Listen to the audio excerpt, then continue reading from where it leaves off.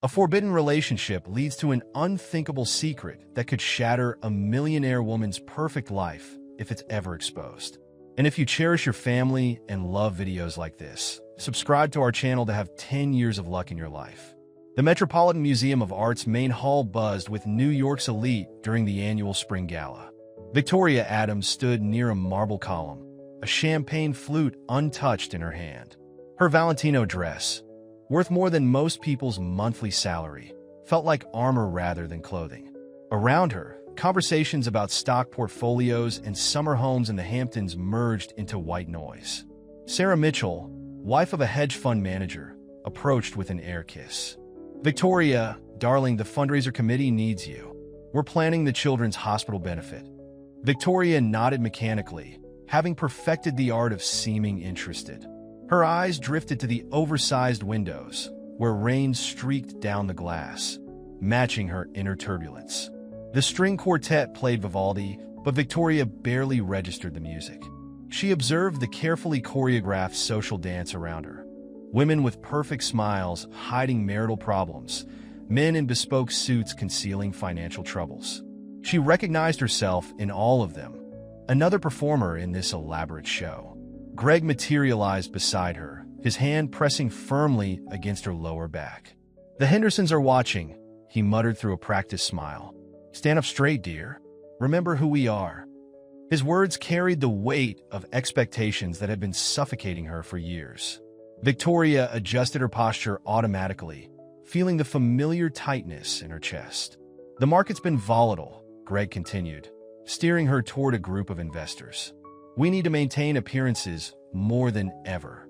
His grip tightened slightly, a warning, not a gesture of affection. Victoria noticed how his wedding ring felt cold against her bare skin.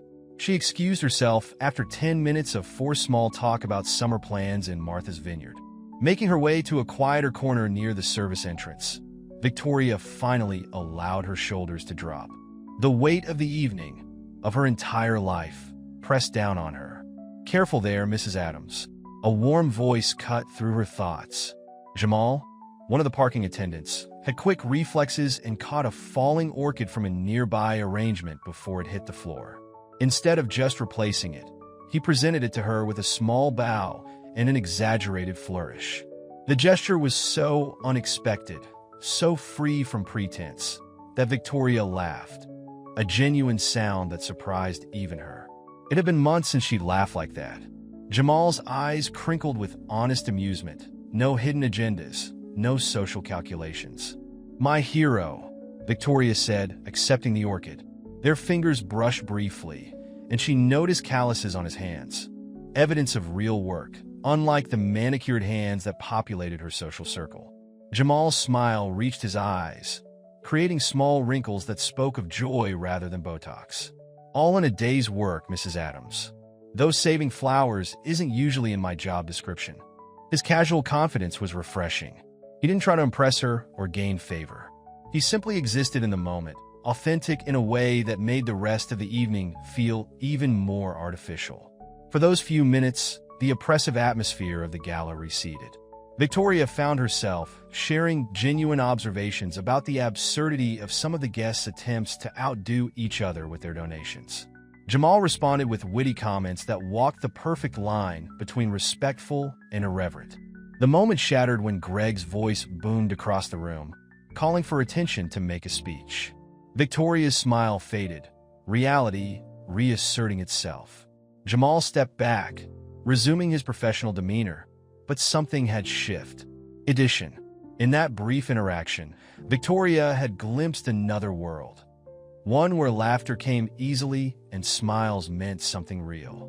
As she rejoined the crowd, the orchid hidden in her clutch, Victoria felt the contrast more sharply than ever. The evening's remaining hours stretched before her like a sentence to be served, but now she had a memory of authenticity to hold on to, a small crack in the perfect facade of her life. The valet station emptied as the last guest departed from the gala.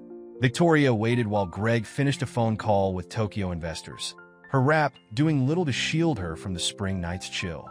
As Jamal pulled up in her Mercedes, their eyes met in the rearview mirror. The brief connection sent an unexpected jolt through her body. Their hands brushed as he helped her into the car. The touch lingered a fraction too long to be professional, too brief to be inappropriate.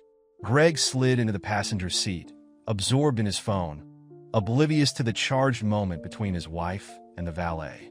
Over the next few weeks, Victoria found reasons to drive herself more often. She timed her arrivals at the end of Jamal's shifts, claiming she enjoyed the quieter parking garage during off-peak hours. Their conversations started small, comments about the weather, simple questions about each other's days. But unlike the superficial exchanges that filled her social life, these felt real. Their first actual meeting happened by chance at Central Park.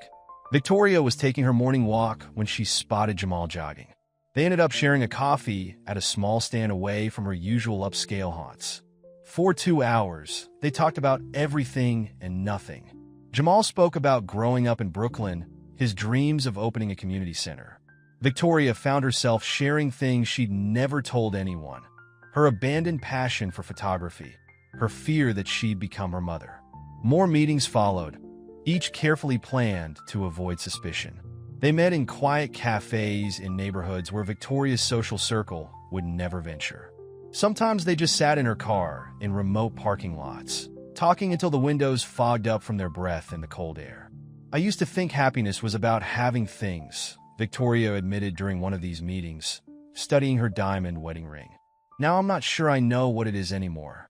Jamal's response was typically direct. "Happiness isn't something you have. It's something you feel."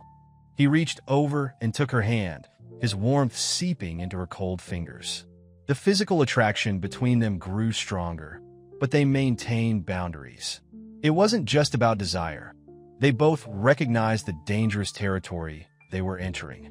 Victoria felt alive in his presence, but also increasingly guilty. Each time she returned home to Greg, the weight of her deception grew heavier. Their careful dance of controlled meetings began to slip. Victoria started making excuses to visit the parking garage during Jamal's shifts. They'd steal moments in the security camera blind spots, their conversations becoming more intimate, their touches more deliberate. One rainy afternoon, they found themselves alone in the garage's stairwell. The sound of rain against the building created a cocoon of privacy. Victoria had been crying about another cold interaction with Greg, and Jamal reached out to wipe a tear from her cheek. The simple gesture broke something inside her. "This is wrong," she whispered, even as she leaned into his touch. "Then why does it feel so right?" Jamal's voice was rough with emotion. Their first kiss was inevitable and devastating. It lasted only seconds but changed everything. Victoria felt the careful wall she'd built around her heart crumble. The guilt was immediate, but so was the certainty that she'd never felt anything this real before. Later that night, lying awake beside Greg's sleeping form, Victoria touched her lips, still feeling the ghost of Jamal's kiss. Her wedding ring caught the moonlight, throwing accusations across the ceiling. She crossed a line she couldn't uncross, and the path ahead terrified her. The next day, she tried to avoid the garage, but by evening she found herself there again. Jamal was waiting, his eyes full of questions she wasn't ready to answer. They didn't speak, didn't touch, but the air between them hummed with unspoken words and unfulfilled promises. Victoria knew she should end it before it went further. Her life was built on carefully maintained appearances, social connections, and financial security. Jamal represented everything that could tear that foundation apart. But as she watched him through the garage's security monitors, directing cars with easy grace, she realized she'd never felt more trapped by her perfect life, or more alive in her imperfect moments with him. Victoria stared at the 2 pink lines on the pregnancy test, her hands trembling in the master bathroom of her Upper East Side penthouse. She'd taken 3 tests already, all positive. The marble counter felt cold against her palms as she steadied herself, mind racing through calculations. The last time she'd been intimate with Greg was over 2 months ago, a mechanical encounter after a charity dinner. But with Jamal, 3 weeks ago, the sound of the housekeeper's vacuum cleaner outside snapped her back to reality. She wrapped the tests in tissue paper and buried them deep in the bathroom trash, her heart pounding. A baby. Their baby. The thought sent equal waves of terror and something else. Excitement? Through her body. That afternoon, Victoria watched Jamal from her car, unable to make herself get out. He was helping an elderly woman with her groceries, his easy smile visible even from a distance. How would that smile change when she told him? Would it disappear entirely? She started the engine again and drove away, postponing the inevitable conversation. Jamal noticed her unusual absence over the next few days. His text messages became increasingly concerned. "Are you okay? Please talk to me. Whatever it is, we can figure it out together." Each message made her chest tighter, the reality of their situation more daunting. When she finally told him, they met in their usual spot, a quiet corner of the parking garage after his shift. The words tumbled out. "I'm pregnant. It's yours." She watched his face cycle through emotions. Shock, fear, joy, and then something harder to read. "Are you sure?" he asked, his voice barely above a whisper. "Positive. I've done multiple tests." She wrapped her arms around herself, suddenly cold despite the garage's stuffiness. Jamal paced the small space, running his hands over his face. "What about Greg? Does he?" "He doesn't know yet. I haven't been able to—" She trailed off, the implications hanging heavy between them. "This changes everything," Jamal said, stopping his pacing to look at her directly. "If Greg finds out, Victoria, he could destroy my life. Not just my job, everything. You know how much power he has in this city." Victoria hadn't even considered that angle. Greg's connections extended through every major industry in New York. One word from him could ensure Jamal never worked again, anywhere. "Maybe I should leave," Jamal continued, his voice strained. "Get out of the city before—" "No!" Victoria grabbed his arm, surprising them both with her vehemence. "Please, I can't handle this alone." Meanwhile, across town in his office, Greg Adams sat across from Marcus Chun, a private investigator recommended by his legal team. "Something's off with Victoria," Greg explained, swirling scotch in a crystal tumbler. "She's distracted, makes excuses to drive herself places. I need to know what's going on." "Surveillance is tricky with someone of Mrs. Adams' status," Marcus noted, making preliminary notes. "She'll notice if she's being followed." "Then be creative," Greg snapped. "Whatever it costs. I need to protect my interests." He pulled out his checkbook, writing a number that made Marcus's eyebrows rise. Back in the garage, Victoria and Jamal sat in her car, the engine off, discussing impossible choices. "We could leave," Jamal suggested quietly. "Start over somewhere else." Victoria laughed bitterly. "With what? Everything I have is tied to Greg. The prenup made sure of that." "I have savings," Jamal said. "Not much, but enough to—" "Stop," Victoria cut him off. "I can't let you sacrifice everything you've worked for." "But this baby is my responsibility too," she finished. "I need time to think, to figure out how to handle this." Neither noticed the small camera lens glinting from behind a nearby concrete pillar, or the investigator quietly documenting their conversation from a safe distance. That night, Victoria lay awake again, one hand resting on her still flat stomach. Greg's steady breathing beside her felt like a countdown timer. Soon, her condition would become visible. Soon, questions would be asked. Soon, their carefully constructed worlds would collapse. Across the city, in his small apartment, Jamal also lay awake, staring at his ceiling. His phone displayed a job listing in Chicago, an escape route. His finger hovered over the apply button, but he couldn't bring himself to press it. Not while Victoria carried his child. Not while everything he cared about hung in the balance. Victoria sat in her childhood bedroom, now preserved like a museum piece in her mother's Southampton estate. She'd fled here after a particularly tense breakfast with Greg, claiming she needed to check on her aging mother. In reality, she needed space to think, but the room's perfectly maintained appearance only intensified her turmoil. A framed photograph on the dresser caught her attention. Herself at 16, posed perfectly in a debutante gown. Her mother's voice echoed from that day. "Remember, Victoria, we're not just anyone. We're Adams women now. Everything we do, every choice we make, reflects on the family name." The memory shifted to another scene. her mother catching her kissing the gardener's son behind the pool house. The subsequent lecture lasted hours. Love is a luxury we can't afford, her mother had declared, ice cubes clinking in her gin and tonic. Security, status, influence. These are the foundations of a meaningful life. Don't throw away your future for a moment of passion. Victoria's hand drifted to her stomach, still flat, but holding a secret that would shatter her mother's carefully constructed world. She thought about the gardener's son, Michael, and how he disappeared the next day, his father claiming they'd found better opportunities in Florida. Only years later did Victoria discover her mother had arranged the whole thing, paying them off to leave.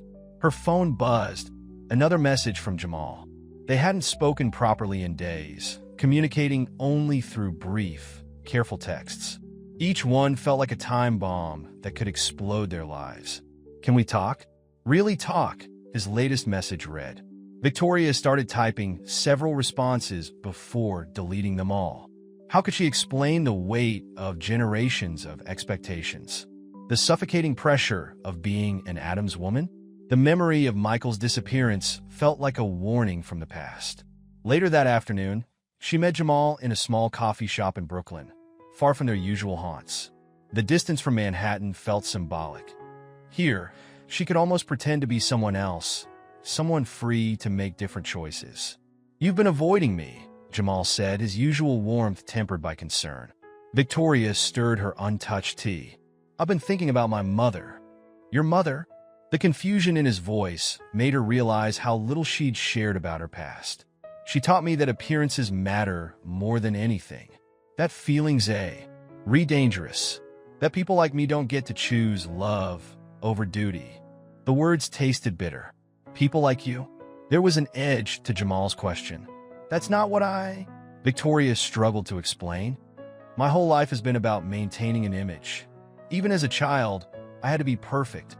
One wrong move, one scandal, and everything would crumble. So what am I? Another wrong move?" The hurt in his voice made her flinch. "You're the first right thing I've felt in years," she whispered. "But I'm terrified. My mother, she has ways of handling complications." Understanding dawned in Jamal's eyes. "You think she'd try to make me disappear?" Victoria's silence was answer enough.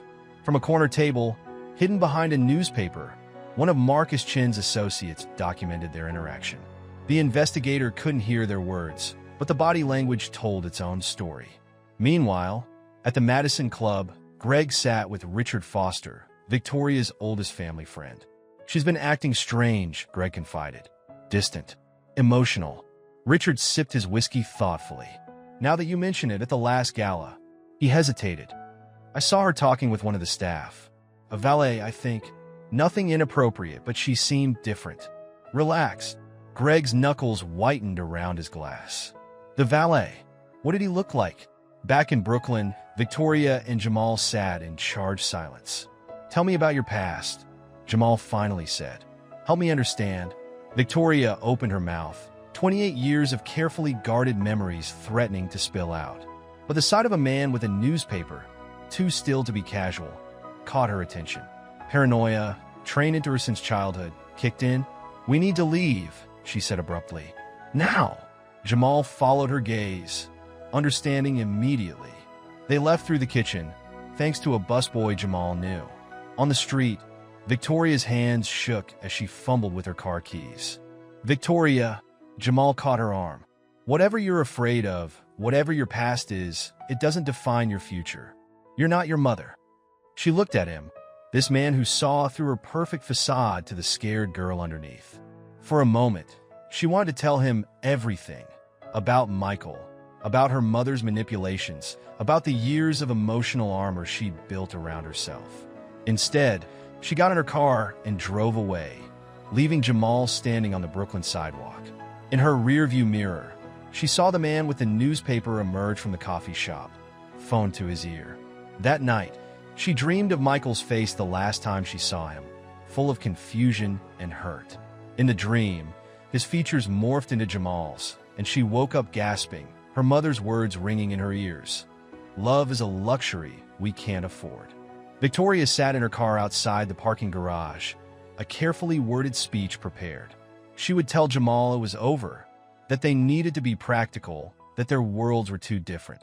The words felt like ashes in her mouth, but she convinced herself it was the only way forward. Her hand instinctively moved to her stomach, now showing the slightest curve that only she could detect. She waited until his shift ended, watching him through the windshield as he completed his final tasks. Even from a distance, his movements carried a grace that had first drawn her attention. She stepped out of the car, her Louboutins clicking against the concrete, and froze. Jamal was waiting, holding a small, worn leather notebook. "Before you say whatever you came to say," he spoke first, his voice steady but vulnerable, "I need you to read something." "Jamal, please, my mother wrote this," he continued, opening the notebook. "Before she died last year. She was a housekeeper for wealthy families her whole life. She wrote about watching people trap themselves in golden cages, about how money never seemed to make any of them happy." He stepped it closer. But she also wrote about finding moments of real joy in unexpected places, about how love doesn't care about bank accounts or social status. Victoria's prepared speech crumbled. "You don't understand the consequences. I understand better than you think." His voice gained intensity. "My mother worked for families like yours. She saw everything, the affairs, the cover-ups, the quiet desperations. But she also saw real love sometimes, rare as it was. She taught me that authenticity is worth any price." Tears threatened to spill from Victoria's eyes. "I can't." "You can," Jamal interrupted. "You're stronger than you think. Stronger than your mother's expectations. Stronger than Greg's control. I see it every time you let your guard down. Every time you laugh without checking who's watching." Victoria turned away, overwhelmed. The security cameras loomed overhead, silent witnesses to their exchange. "It's not that simple." "It is that simple." Jamal reached for her hand. "I love you, Victoria. Not your name, not your status, not what you represent. Just you. The woman who snorts when she really laughs, who gets excited about street food, who dreams of taking photographs of real life instead of posed society pictures." The words hit her like physical blows, breaking down walls she'd spent years building. She pulled her hand away. "I need to go." Victoria, she was already walking away, her heels echoing in the garage.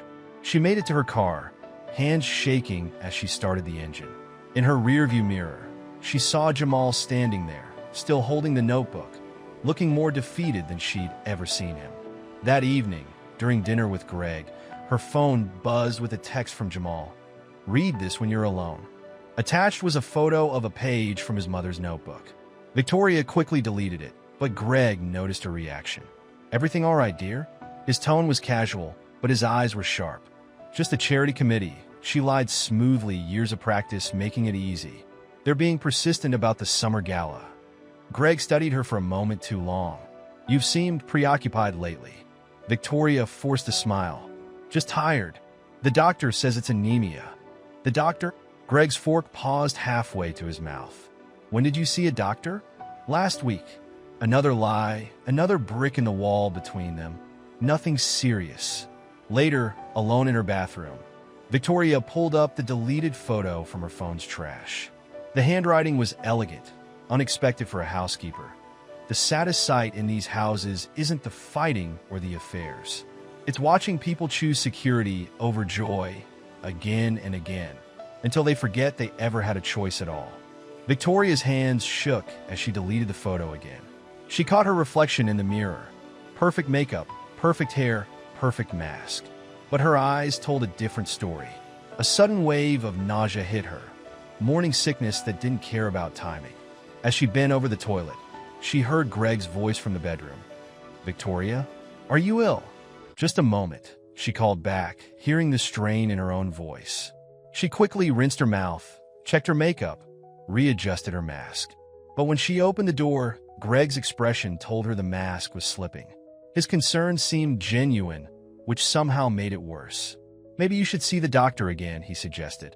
"I'm fine," she insisted, the lie tasting bitter. "Really?" Greg reached for her hand, the same hand Jamal had held hours earlier. The contrast was stark. Greg's touch was proper, practiced, political. It felt like another transaction in a life full of them. That night, Victoria lay awake, Jamal's words echoing in her head. "You're stronger than you think." Her hand rested on her stomach, where their child grew, blissfully unaware of the storm brewing above. The easy solution would be to run from Greg, from her mother's expectations, from the weight of her name. But running felt like surrendering to her mother's vision of her. Weak, controllable, defined by fear. Her phone lit up with another text from Jamal. "Whatever you decide, know that you deserve to be loved for who you are, not what you represent." Victoria stared at the message until the screen went dark, leaving her alone with her thoughts in the darkness of her perfect prison. The private medical office on Park Avenue was designed to be discreet. Victoria sat in a plush chair, her Hermes bag clutched tightly as Dr. Sarah Chun reviewed her test results. The doctor's expression was professionally neutral, but her words landed like bombs in the quiet room. "Mrs. Adams, your pregnancy is high risk. Your blood pressure is concerning, and there are some complications we need to monitor closely." Dr. Chen's pen tapped against the desk. "The stress you're under isn't helping. Have you told your husband yet?" Victoria's silence was answer enough. "The next few months are critical," Dr. Chen continued. "You need to minimize stress. Any severe emotional upheaval could endanger both you and the baby." Victoria thought of the growing tension at home, of Greg's increasingly probing questions, of Jamal's unanswered messages. Minimize stress seemed like a cruel joke. "Is there?" Victoria hesitated. "Is there any way to determine paternity at this stage?" Dr. Chen's expression shifted slightly. "There are tests, yes, but they carry their own risks. Given your current condition, I wouldn't recommend them." Outside the office, Victoria sat in her parked car, hands gripping the steering wheel. The doctor's words repeated in her head. High risk, complications, minimize stress. Her phone buzzed Jamal again. She'd been avoiding his calls since their last encounter, but his messages grew more urgent. Across town, Jamal paced his small apartment. Victoria's silence was deafening. Making a decision, he grabbed his keys. He'd seen her calendar on her car's dashboard during their last meeting. She had a doctor's appointment today. He knew it was reckless, but he needed to know if she was okay. He arrived at the Adams residence just as Greg was leaving for work. Their paths crossed at the front steps. "Can I help you?" Greg's tone was perfectly polite, but his eyes were cold. "I'm from the garage," Jamal said smoothly. Mrs. Adams reported some issues with her car. "I'm here to check on it." Greg's expression hardened. "Funny, she hasn't mentioned any car problems to me." The tension between them crackled. Jamal maintained his professional demeanor, but his heart raced. Greg moved closer, his expensive cologne overwhelming. "You know," Greg's voice dropped to a near whisper, "I've been hearing interesting things about you, about your attention to detail with certain clients." The threat was clear. Jamal met his gaze steadily. "I take pride in my work, Mr. Adams. All aspects of it." "I'm sure you do." Greg smiled, but it didn't reach his eyes. "Well, since my wife isn't home, your services won't be needed today." As Greg walked to his waiting town car, he pulled out his phone. "Marcus, I want everything you can find on that valet. Everything." Victoria returned home an hour later, her mind still reeling from the doctor's warnings. She found Thompson, their butler, waiting with an unusual expression. "Mrs. Adams, there was an incident earlier." Mr. Adams encountered one of the garage attendants at the door. Victoria's blood ran cold. "What happened?" "Nothing explicit, ma'am." "But," Thompson hesitated. "Having served this household for 20 years, I feel compelled to warn you. Mr. Adams has that look he gets before he destroys someone." Victoria rushed to her room, fumbling with her phone. Her hands shook as she typed. "What did you do? Why were you here?" Jamal's response was immediate. "I needed to see you. I'm worried." Things got tense with Greg. Another text followed. "We need to talk. Really talk. About everything." Victoria sank on her bed, the doctor's warnings echoing. Minimize stress. But stress was closing in from all sides. Her phone buzzed again, this time from Greg. "Let's have dinner tonight. Just us. We need to discuss some things." The walls seemed to close in. Victoria ran to the bathroom, barely making it before she was sick. Morning sickness mixed with pure fear. When she looked up, Her reflection showed a woman on the edge. Thompson knocked softly. "Mrs. Adams?" Mr. Adams called. "He's made reservations at Daniel for 7. He was quite insistent about your attendance." Victoria wiped her mouth, straightened her spine. "Tell him I'll be ready." But as she started to prepare for dinner, her phone lit up with one more message from Jamal. "Whatever he says tonight, remember who you really are. Remember what's real." She placed a hand on her stomach, feeling the slight swell that carried so many complications, so many possibilities. The baby moved, the first definite flutter she'd felt. In that moment, the choice seemed both impossible and crystal clear. Her phone rang again, Dr. Chen's office. "Mrs. Adams, your latest blood work shows some concerning changes. We need to see you first thing tomorrow." Victoria stared at her reflection, watching as her perfect mask began to crack. The annual Adams Foundation Gala transformed the Metropolitan Museum's Temple of Dender into a glittering wonderland. Victoria moved through the crowd like a ghost in Dior, orchestrating the evening with mechanical precision while her mind raced with the morning's doctor's appointment. Dr. Chen's words still rang in her ears. "Your blood pressure is dangerously high. We need to consider hospitalization if things don't improve." She'd organized this gala for 5 years now, each one more elaborate than the last. Tonight, New York's elite bid on luxury items to support children's education, the irony of which wasn't lost on her as she carried her own secret. The catering staff moved efficiently, the string quartet played perfectly, and hundreds of thousands of dollars flowed into the foundation's accounts. On the surface, everything was flawless. "Victoria, darling," Margaret Whitman, a board member, air-kissed her cheeks. "You've outdone yourself, though you look a bit pale. Are you getting enough rest?" Before Victoria could respond, Greg appeared at her side, his hand possessive on her lower back. "She's been working too hard on this event," he said smoothly. "Haven't you, dear?" The weight of his hand felt like a threat. Since their tense dinner at Daniel 3 days ago, where he'd carefully probed about her health issues, Greg had become her shadow at social events. His concern, displayed publicly, felt like a noose tightening. Across the room, a new server caught her attention. Even in the uniform, she recognized Jamal's posture immediately. Her heart stopped. He'd taken an enormous risk coming here, where everyone knew everyone. The catering company was one they'd used for years. He must have called in favors to get this position. Greg's phone buzzed. As he checked it, Victoria saw Marcus Chen's name flash on the screen. Greg's expression darkened momentarily before his social mask slipped back into place. "Excuse me, ladies," he said smoothly. "Business never sleeps." The moment he stepped away, Victoria made her way to the service corridor, her heartbeat thundering in her ears. Jamal was there, waiting. "Are you insane?" she hissed. "If someone recognizes you, I had to see you," he interrupted. "You've been avoiding me since the doctor's appointment. Is it the baby? Are you okay?" The genuine concern in his voice made her throat tight. "You need to leave. Now. Greg has his investigator here somewhere." "I don't care." Jamal stepped closer. "I love you. Both of you. Whatever's happening with your health, whatever Greg's plot. Ting, we can face it together." The service door opened, and Victoria quickly stepped back. A real server passed by, giving them a curious look. "Please," she whispered. "Go before, Mrs. Adams." Thompson's voice carried from around the corner. "Mr. Adams is looking for you.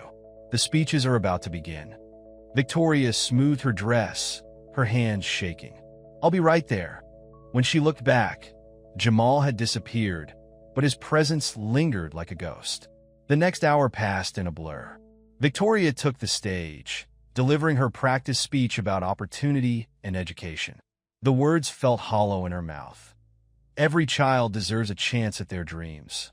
Her hand rested briefly on her stomach, hidden behind the podium. From her elevated position, she scanned the crowd. Greg stood near the front, his attention divided between her and his phone.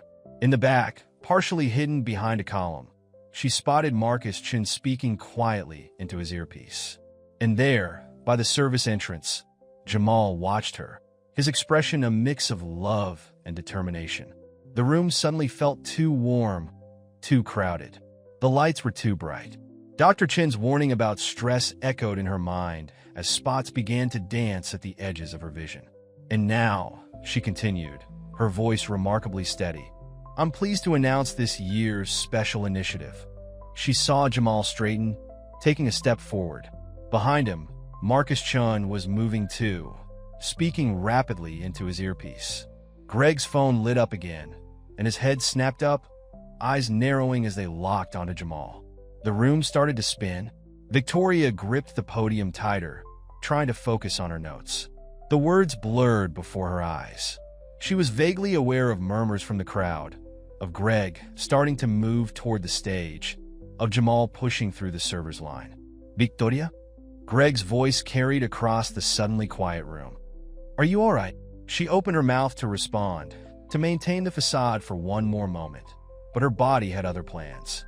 The last thing she saw before the darkness took her was Jamal breaking protocol, rushing toward the stage, and Greg's face transforming from concern to cold fury as he recognized the server coming to his wife's aid. Victoria woke up in a private room at New York Presbyterian, the steady beep of monitors replacing the gala's string quartet. Her first conscious thought was of the baby, her hands immediately moving to her stomach. The baby's fine. Dr. Chen's voice came from beside her. But you're not. Your collapse wasn't just from stress. You're showing signs of preeclampsia. We need to keep you here for observation. Greg sat in a corner of the room, his perfect posture at odds with his rumpled tuxedo. His expression was unreadable, but his knuckles were white where they gripped his phone. I need to speak with my wife, he said to Dr. Chun. Privately. Once they were alone, the silence stretched between them like a chasm. Victoria noticed her gala dress had been replaced with a hospital gown. Someone had changed her clothes while she was unconscious. The thought made her feel vulnerable. How long? Greg's voice was carefully controlled. Greg, the pregnancy, Victoria. How long have you known? She swallowed hard. About 2 months. I see. He stood, pacing to the window. And were you planning to tell me before or after the entire New York society scene saw you collapse? I was going to tell you. The lie tasted bitter. I just needed time to what? He turned sharply. To figure out how to explain why your supposed anemia turned into a pregnancy? To decide how to handle the fact that we haven't been intimate in months? The monitor's beeping increased with her heart rate. Dr. Chen's warning about stress echoed in her mind. Or perhaps, Greg continued, his voice dangerously soft, you were waiting to discuss it with our parking attendant? The one who so heroically rushed to your aid tonight? Victoria's blood ran cold. Greg, did you think I wouldn't find out? He pulled out his phone, showing her photographs. Her and Jamal in the coffee shop, in the garage, in various corners of the city. Did you think you could make a fool of me? It's not what you think, she started, but the words sounded hollow even to her. Oh, I think it's exactly what I think. Greg moved closer to the bed. The question is what happens now? What happens when the board of the Adams Foundation discovers their chairwoman is carrying on with the help? What happens to your mother's legacy? To your position in society? The threat was clear. Victoria felt the baby move, as if responding to her distress. A knock at the door interrupted them. Jamal stood in the doorway, still in his borrowed server's uniform. Get out, Greg's voice was ice. No. Jamal stepped into the room. Victoria, I heard about the preeclampsia. We need to tell him. Tell me what? Greg's smile was predatory. About your little affair? Save your breath. I have quite a comprehensive file on your activities. About the baby, Victoria whispered, her voice barely audible over the monitors. Greg froze. What about the baby? The moment stretched like glass about to shatter. Victoria looked at Jamal, who nodded slightly. It's his, she said quietly. The baby is Jamal's. The room went deadly silent. Even the monitors seemed to hold their breath. You're lying, Greg said finally. This is some desperate attempt to check the dates, Victoria interrupted, finding strength she didn't know she had. Check your precious surveillance photos. Do the math, Greg. You know we haven't been together in months. Greg's facade cracked for just a moment, showing raw fury beneath. He took a step toward her, but Jamal moved faster, positioning himself between them. Think carefully about what you're about to do, Jamal said quietly. In a hospital, with witnesses and cameras. The monitors started beeping more urgently. Dr. Chun burst in, taking in the scene with professional efficiency. "Everyone out," she ordered. "Mrs. Adams needs rest. Whatever this is, it can wait." "Nothing about this is waiting," Greg snarled, but he moved toward the door. At the threshold, he turned back. "We're not done, Victoria. Not by a long shot." After they left, Victoria lay in the darkness, one hand on her stomach, the other wiping away tears she hadn't realized were falling. Her phone lit up with a text from Jamal. "I'm in the waiting room. I'm not leaving. Whatever comes next, we face it together." For the first time in months, despite everything hanging over her, Victoria felt something close to peace. The choice had been made. The truth was out. Whatever storm was coming, at least she could stop pretending. 3 days later, Victoria stood at the podium again, this time at the Hartford Club's annual charity luncheon. Her release from the hospital had come with strict orders for bed rest, but Greg had insisted she maintain appearances. "We don't want people talking more than they already are," he'd said, his tone making it clear it wasn't a suggestion. The room was smaller than the gala's venue, but it felt more suffocating. Every eye watched her. Every whisper seemed to carry her name. News of her collapse had spread through their social circle like wildfire, spawning theories and speculation. As we gathered today, Victoria began her speech, her voice steadier than she felt, to discuss truth and transparency in philanthropy.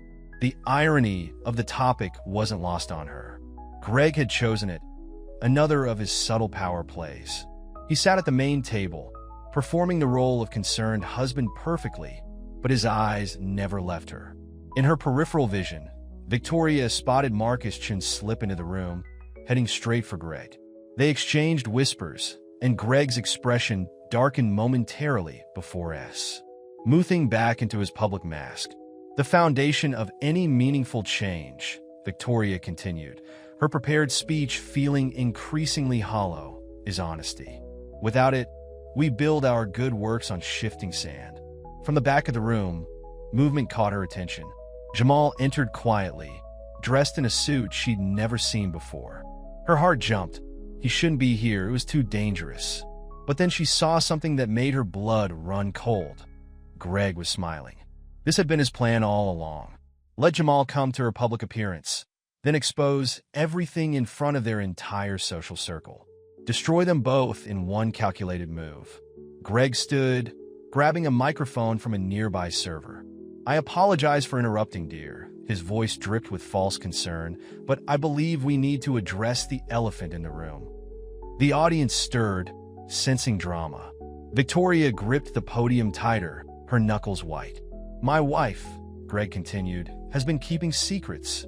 Secrets that affect not just our marriage, but the very integrity of the Adams Foundation." Jamal moved forward, but security personnel, Greg's men, not the club's, blocked his path. "Greg," Victoria's voice cut through the murmurs, "don't do this." "Do what?" "Tell the truth." His smile was cruel. "Isn't that what your speech is about? Transparency?" The room had gone completely silent. Victoria could feel her pulse pounding in her ears, Dr. Chin's warnings about stress echoing in her mind. "You want to talk about truth?" Jamal's voice rang out, clear and strong. "Let's talk about truth." "Security," Greg snapped, "remove him." "No."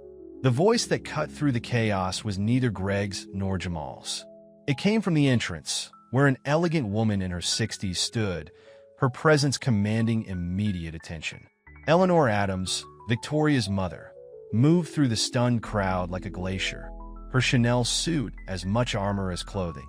"Mother," Victoria whispered, shock momentarily overwhelming everything else. "If we're discussing truth," Eleanor's voice carried effortlessly, "then perhaps, Gregory, we should discuss all of it, including what really happened to the Johnson merger funds last quarter." Greg's face went pale. "Eleanor, this isn't the time. Or shall we talk about the real reason the Shanghai deal collapsed?" Eleanor continued, reaching the podium.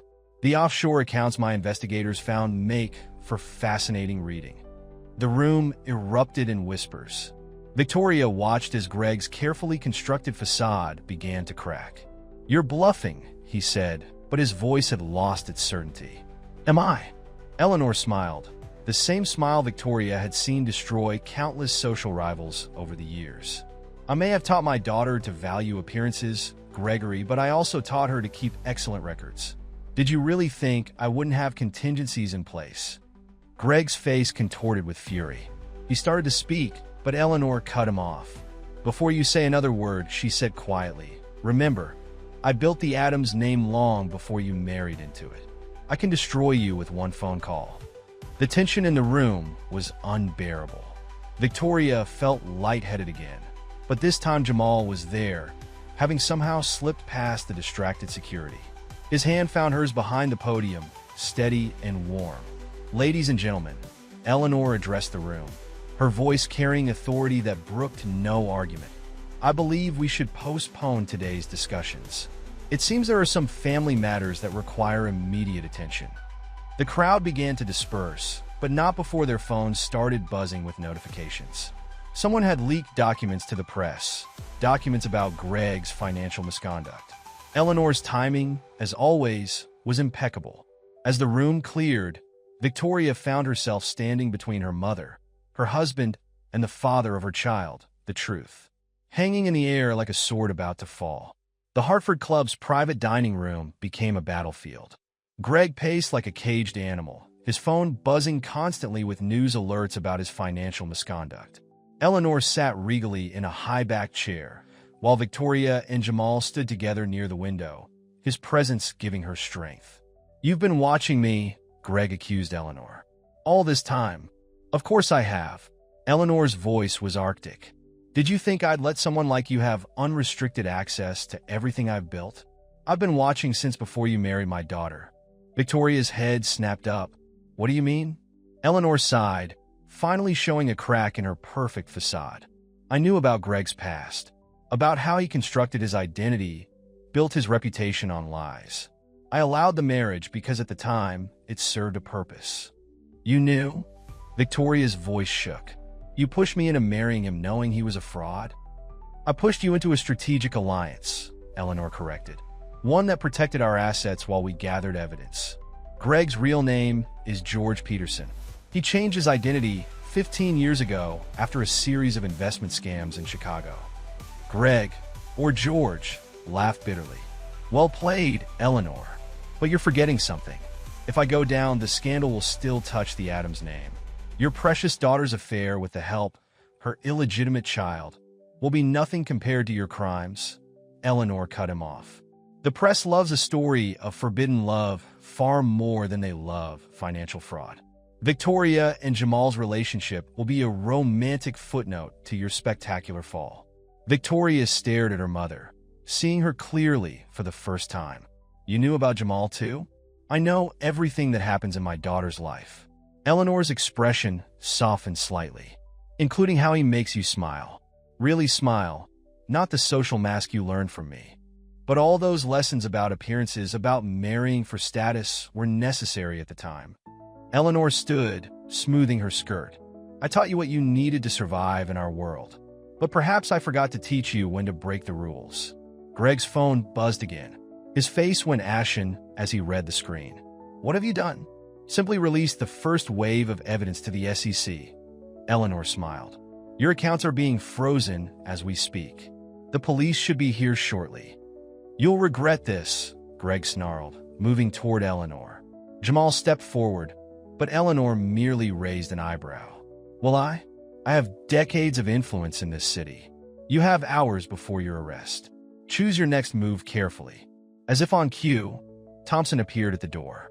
Madam, the police are in the lobby. Greg looked around wildly, like a man drowning. His eyes landed on Victoria. This isn't over. Actually, it is. Victoria's voice was stronger than she'd ever heard it. You never loved me, Greg. I was just part of your con. And he's better? Greg jerked his head toward Jamal. A parking attendant? He's honest, Victoria said simply. Which is more than you ever were. The sound of approaching footsteps echoed in the hallway. Greg made a move toward the side door, but Eleanor's security team was already there. One last thing, Eleanor said as the police entered. The prenup you signed? It had a morality clause. Everything you thought you gained by marrying my daughter is gone. As the police led Greg away, Victoria turned to her mother. Why now? Why did you wait so long to expose him? I needed absolute proof. And Eleanor hesitated. I needed to see you find your strength. Real strength, not the kind I taught you. She turned to Jamal, evaluating him with new eyes. You'll need to learn our world if you're going to be part of it. There are rules, expectations. Mother, Victoria interrupted.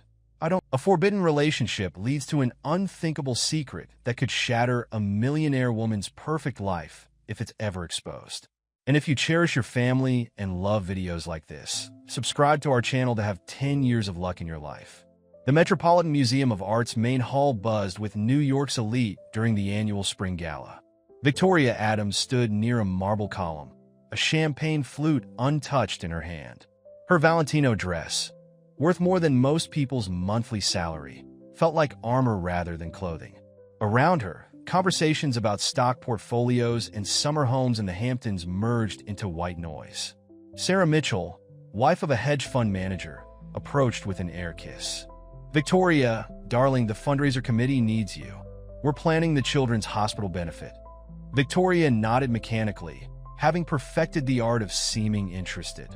Her eyes drifted to the oversized windows, where rain streaked down the glass, matching her inner turbulence.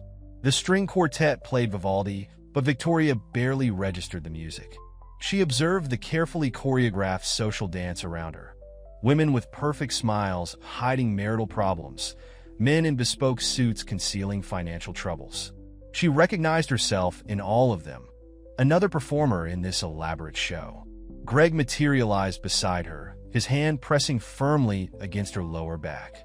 The Hendersons are watching, he muttered through a practiced smile. Stand up straight, dear. Remember who we are. His words carried the weight of expectations that had been suffocating her for years.